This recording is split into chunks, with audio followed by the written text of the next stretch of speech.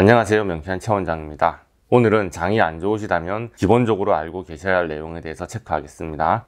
장 건강을 해치는 10가지 요인에 대해서 크게 짚어보려고 하는데요. 내용이 길어서 1편, 2편으로 나눠야 할 것 같습니다. 기본적인 이야기는 여러분이 다 아시는 내용일 수도 있는데 뻔한 이야기라도 기초적인 내용을 설명하지 않을 수 없으니까 오늘 영상 다 아는 이야기인데 하면서 건너뛰지 마시고 잘 아시는 분들도 복습한다는 느낌으로 봐주시기 바랍니다. 장 건강을 위협하는 요인으로 가장 먼저 지적하고 싶은 것은 역시 음식 알러지입니다. 너무 당연한 내용인데 모르시는 분들도 계시죠. 제가 알러지 전문가라서 하는 이야기가 아닙니다. 장은 음식을 흡수할까 배설할까를 결정짓는 마지막 관문인데요. 장에서 문제가 일어났다면 여러분이 먹은 음식과 100% 관련이 있을 수밖에 없지 않겠습니까? 알러지가 있는 음식은 여러분의 장을 민감하게 만들고 결국 장에 염증을 일으킵니다. 예를 들어 복부 팽만과 설사가 심해서 병원에 갔더니 과민성 대장 증후군 진단을 받았는데 그것이 매일 아침에 마시던 아몬드 우유로 인한 알러지 반응 때문일 수도 있다는 거죠. 어떤 음식 때문에 장이 안 좋은지는 알러지 검사를 통해서 가려낼 수 있는데요. 가장 일반적인 검사는 IgG 식품 알러지 검사입니다. 그런데 이런 검사에 대해서는 여전히 논란이 많습니다. 저도 초진 때 가져오신 음식 알러지 검사 결과 자료를 자주 봅니다만 환자분들이 실제로 불편하게 느끼는 음식과 검사 결과가 간극이 심한 경우가 많습니다. 검사 결과는 깨끗하게 나오는데 난 왜 이렇게 아프냐고 물으시는 분들도 많습니다.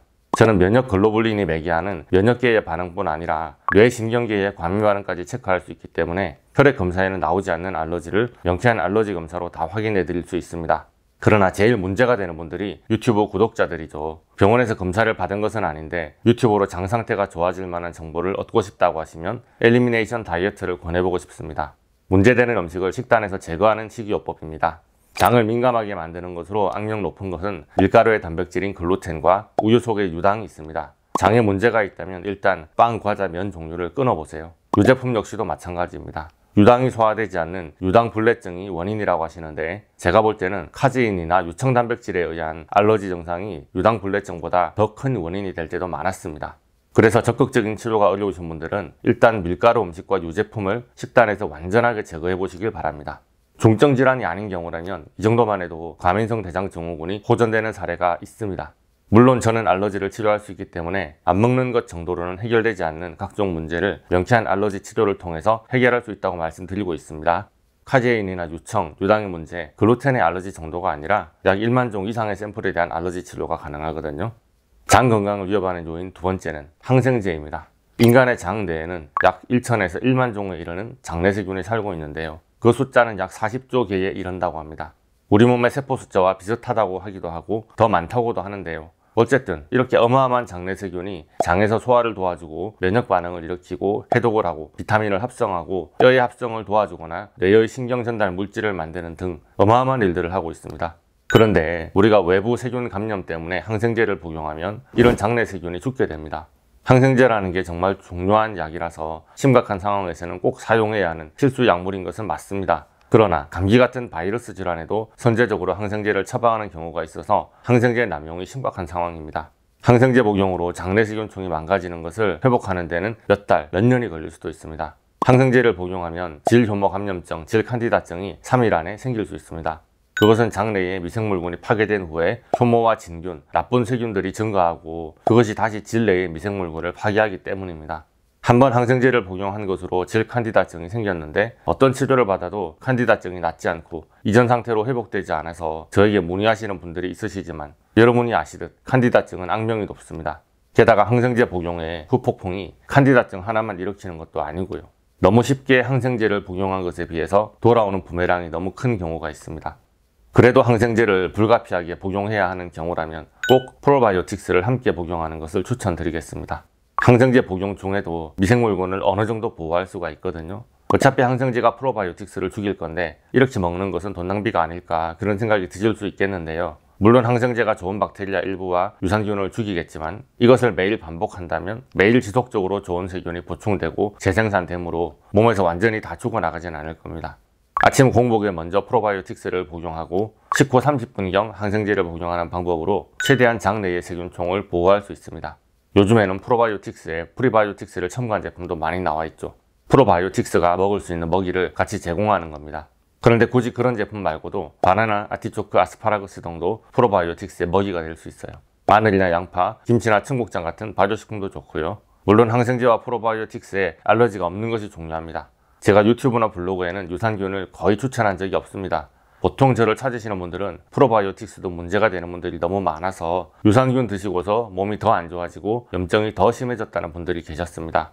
오늘은 유튜브로 큰 틀에서 방향만 말씀드리는데 평균적인 솔루션이 본인 몸에 안 좋다면 빨리 판단하시고 다른 대책을 세워야 합니다. 장 건강을 위협하는 요인 세 번째는 설탕입니다. 현대인의 식단에 설탕이 과하다는 것은 우리 모두 다 너무 잘 알고 있으니까 짧게 설명할게요. 미국은 우리나라보다 더 심해서 매일 평균 17티스푼의 정제설탕을 먹는다는데요. 과일로 섭취하는 천연당 같은 것은 제외한 수치입니다.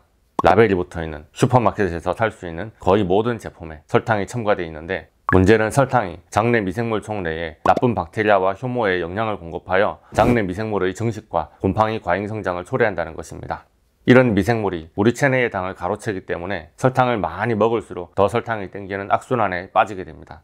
장질환이 있는 경우 정제설탕의 하루 상한선은 5g입니다.